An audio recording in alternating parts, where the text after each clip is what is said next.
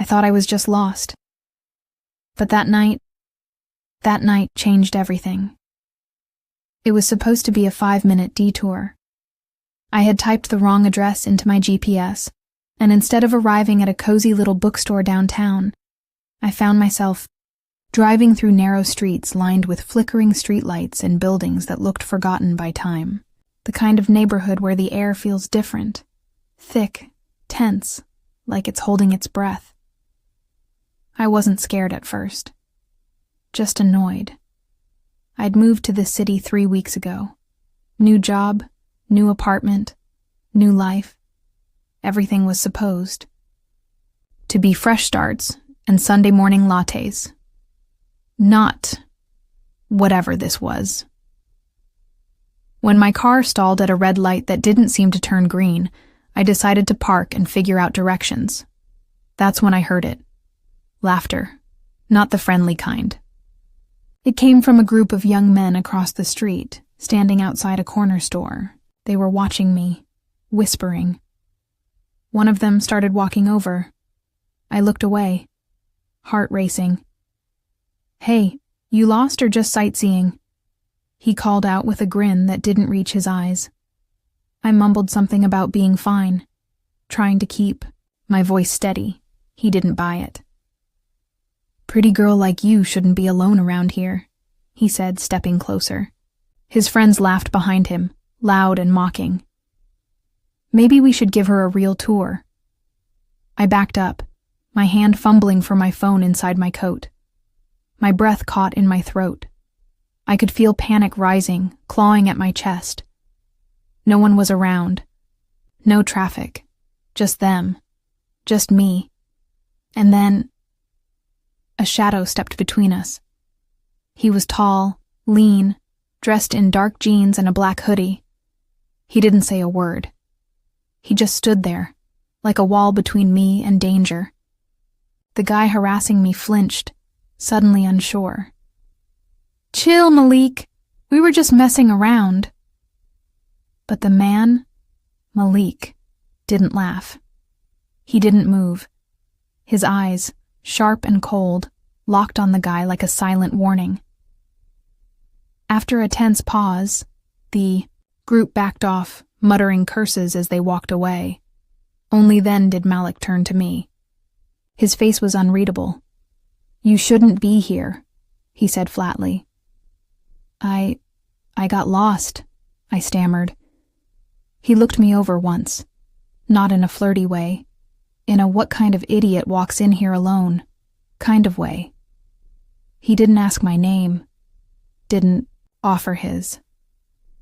He just nodded toward my car. "Drive straight, take a left, then another left. Don't stop."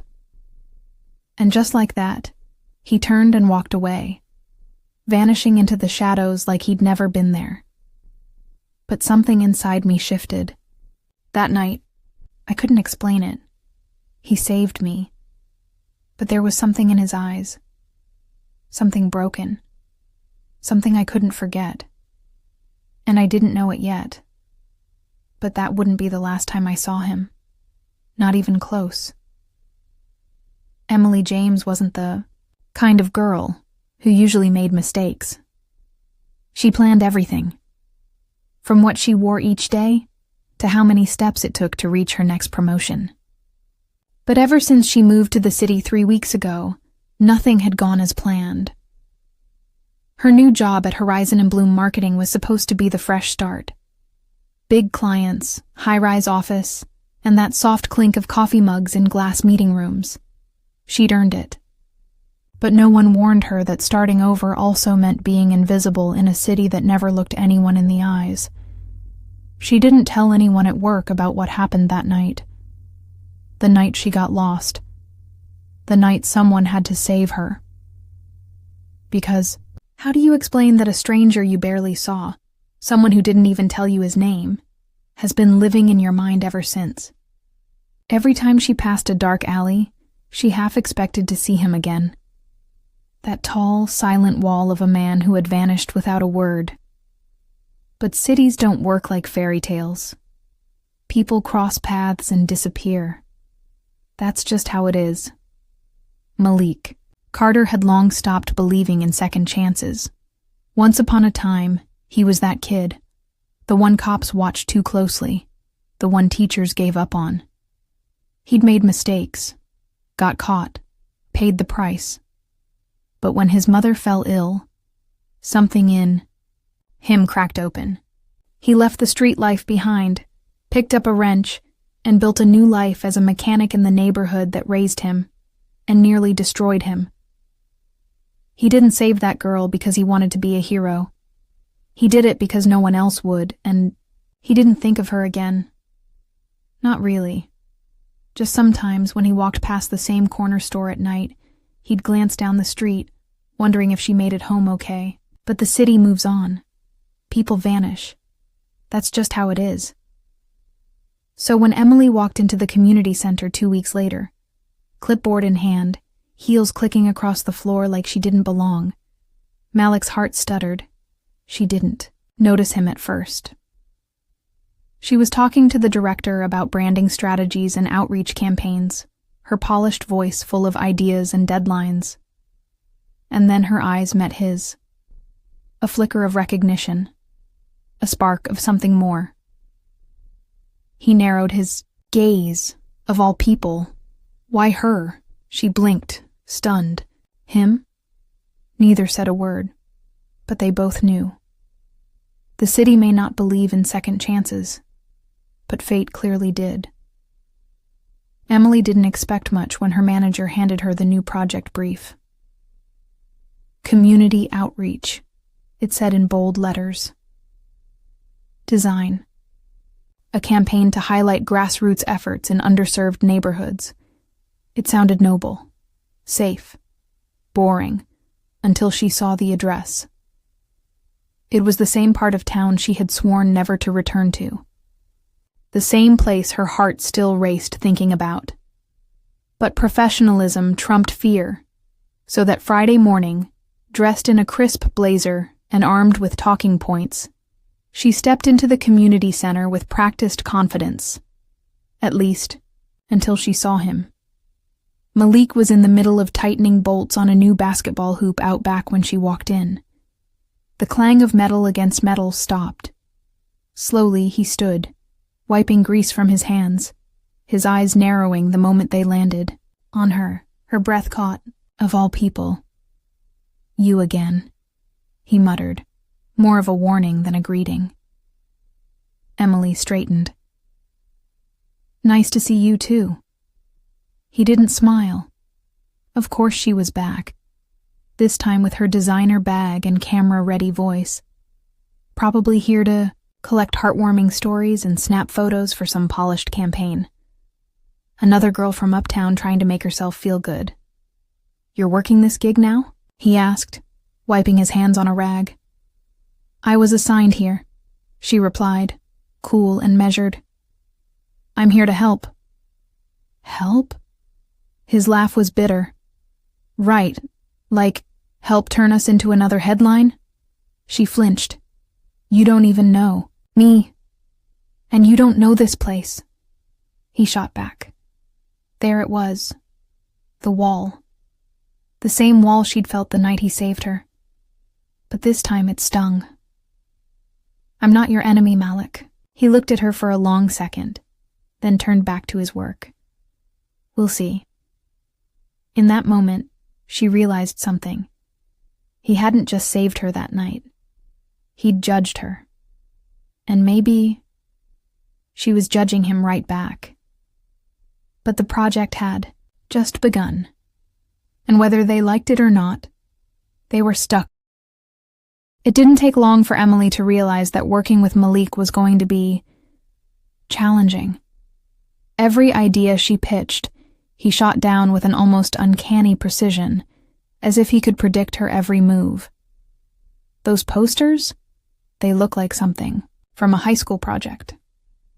Malik's eyes were cold, his voice dismissive. Emily bit her lip, trying to keep her composure. It's supposed to be fresh, modern, something that resonates with young people in this neighborhood. Resonates? He scoffed. They don't care about fresh or modern.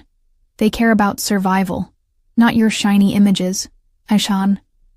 Could feel the tension rising, the irritation building. But it wasn't just the rejection that stung. It was the way he seemed to dismiss everything she stood for. Everything she believed could make a difference. "You're not getting it," she said, trying to hold back the frustration in her voice. "I'm here because I care." But Malik didn't care. He turned away, muttering something about her, trying to fix what wasn't broken. As the days passed, Emily's frustration grew. She was stuck in a tug-of-war between her vision for the project and Malik's unwavering skepticism. But then, something unexpected happened. It was a Saturday afternoon, and Emily had come back to the center to double-check the flyers. The noise of kids laughing echoed from the back. She went to see, expecting to find the usual chaos, until she saw Malik kneeling on the ground with a group of kids gathered around him. He was teaching them how to fix a broken bike. His hands, once covered in grease, now moved with a gentle precision as he showed the children how to adjust the gears. For the first time, Emily saw him through different eyes. Not the distant, angry man, but someone who genuinely cared about his community. She lingered, unnoticed, as he patiently fixed the bike, his smile reaching his eyes whenever one of the kids shouted, "I did it!" Later that evening, Emily walked by Malik's apartment building. She hesitated before approaching him, her thoughts still swirling. "Malik," she started softly. He looked up, surprised. "I saw what you did today, with the kids." He said nothing, but his gaze softened. "I was wrong about you," she admitted quietly. "You're not just the guy who thinks I'm here to play some charity game." A moment passed, heavy with unspoken words. Finally, Malik gave her a nod, a small acknowledgement of the change between them. "Guess we both have a lot to learn." Emily realized then that the city wasn't the only thing that needed saving. So did they. Emily had always believed in the power of visuals. The right image, the right story, it could change everything. So when the deadline for the community center's campaign was creeping closer, and she realized they still hadn't captured the essence of the neighborhood, she made a decision. Without telling Malik, she called in a film crew. It was supposed to be a small, simple shoot, just a few shots of the kids playing basketball, some candid moments of people in the community laughing, smiling, living. She wanted to showcase the raw beauty of the place Malik had always guarded so fiercely. A chance to show that this neighborhood wasn't what people thought it was. But to Malik, it was an invasion. When he walked into the center that morning, the crew was already setting up. Camera lights glaring, people bustling around. He froze in the doorway, his face darkening instantly. Emily caught sight of him and tried to smile. "Hey, Malik. We're just doing some final shots for the campaign. I thought it'd really help bring the project to life." He didn't smile back. "You didn't ask," he said, his voice cold. "This is my space, my community." Emily's heart sank. "I didn't think it'd be a problem. It's for the good of the project." "You think I don't know what this is?" He stepped toward her, his tone cutting. "This is just another chance for you to play your white savior role, to show the world how generous you are. It's PR. And I'm not your puppet." Her face flushed, guilt twisting inside her, but she couldn't back down. "That's not what I'm doing. I want to help. This." She gestured to the bustling crew. "This is to show the world the real story. It's about us, about the people here." His expression hardened, a bitter edge to his voice. "I'm not some photo op for your resume, Emily, and I won't be part of it. You don't get to come in here and exploit us just to make yourself look good." A lump formed in her throat as his words hit deeper than she expected. "Malik, please, I'm not—" He didn't let her finish. "I'm done. I'm pulling out of this. You can find someone else to help you with your PR stunt." And with that, he turned and walked away, his footsteps echoing in the empty room. Emily stood there, the sound of his anger lingering in the air, feeling a cold weight in her chest. She knew she'd messed up, but she didn't know how to fix it. The project, her project, suddenly felt meaningless without Malik's support. Her heart ached as she stared at the empty space he left behind. She didn't belong here. Maybe she never had. It was chaos. The sound of a crash echoed through the street, followed by a scream. Emily had been walking back to the community center. After a frustrating meeting, her mind still tangled with thoughts of Malik's harsh words. She barely registered the child's voice crying out in pain until she turned the corner.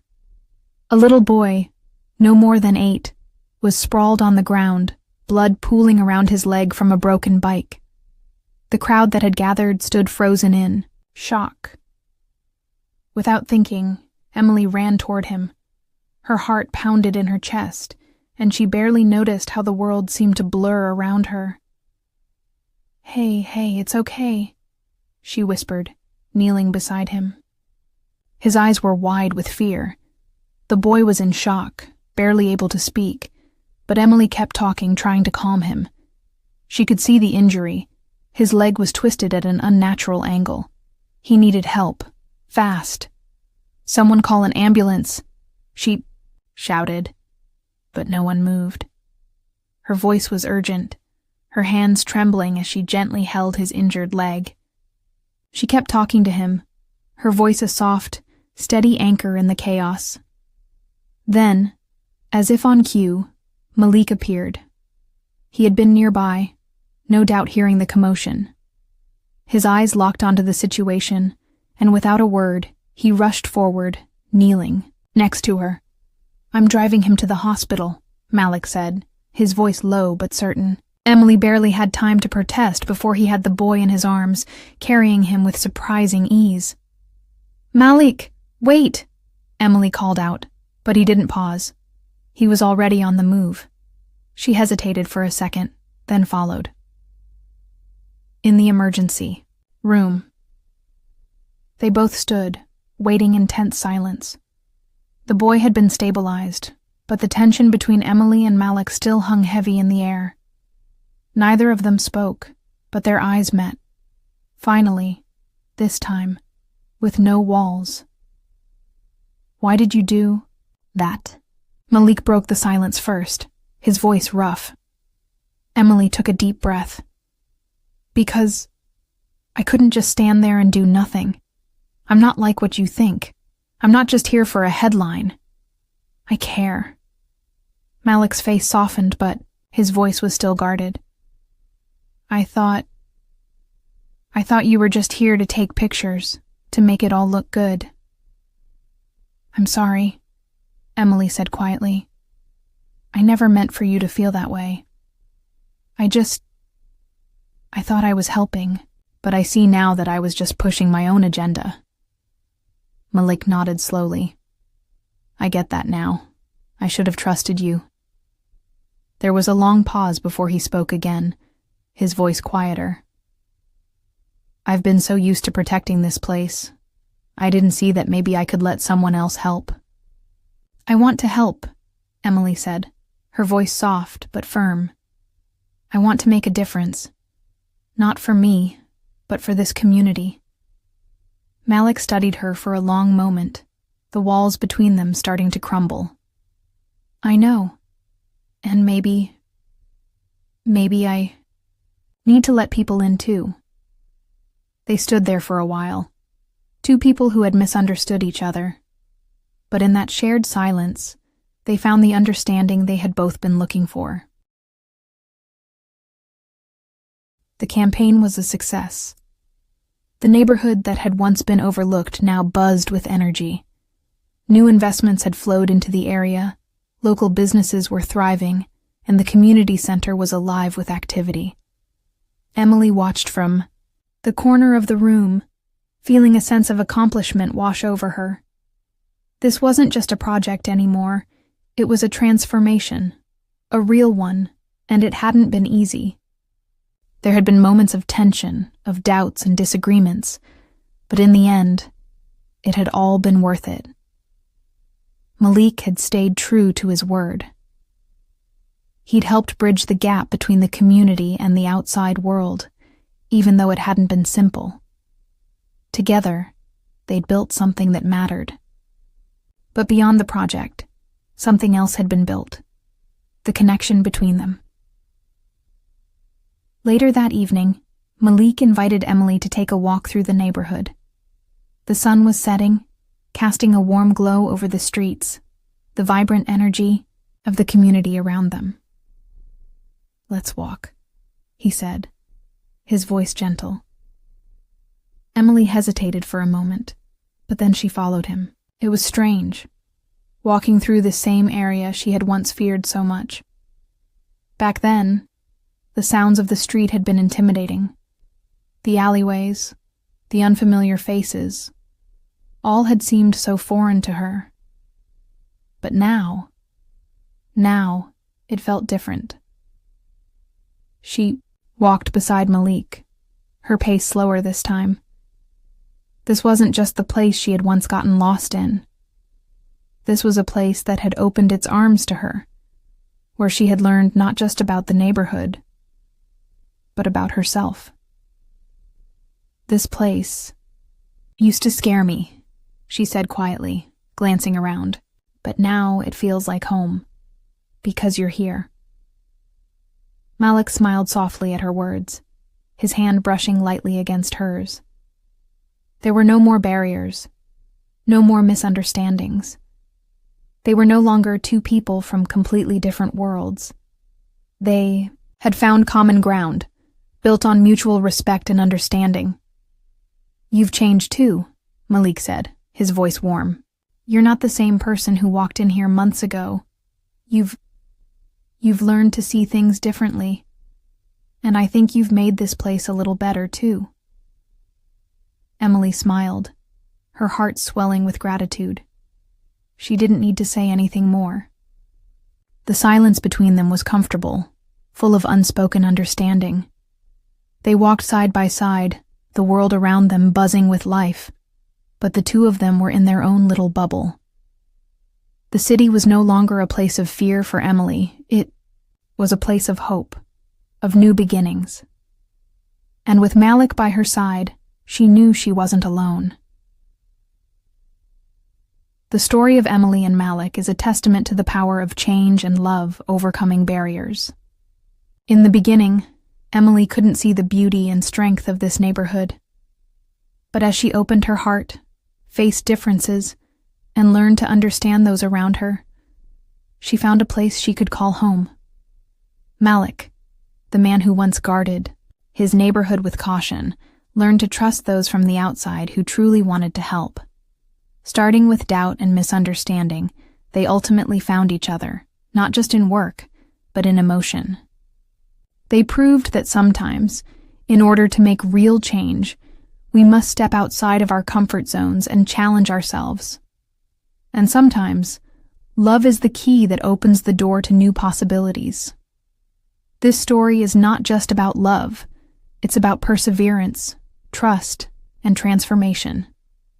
Sometimes, we need to step out of our safe spaces, face the unknown, and even the fear. But it is often in those moments that we find the most precious things. We may not change everything, but if we change one thing, it's a significant victory. Have you ever felt scared when stepping into an unfamiliar place?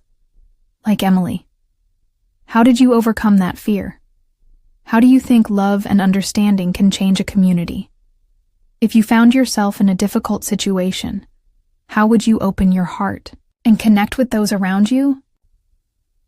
If you enjoyed this story and want to hear more inspiring and heartfelt tales, don't forget to subscribe to our channel.